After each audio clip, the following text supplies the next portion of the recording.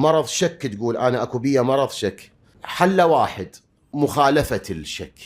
أنا شكيت صلاتي مو صحيحة، أقول صحيحة. شكيت أكو عندي مشكلة بالوضوء، وضوئي صحيح.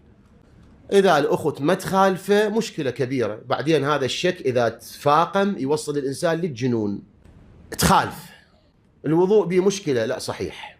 صلاتي أشعر أكو ما صلاة صحيحة.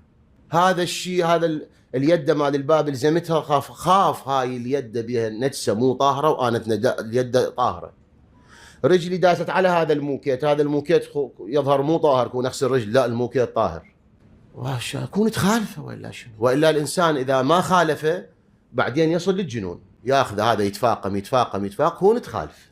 مرة مرتين ثلاثة أربعة خمسة ستة الإنسان يخالفه، يصر على مخالفته، هذا المرض يغادره ويروح. وأنا أتكلم وياكم عن تجربة سابقا في بداية عمري، ابتليت بهذا المرض. كنت الصلاة أتوضى لها 20 مرة وأقول وضوئي مو صحيح.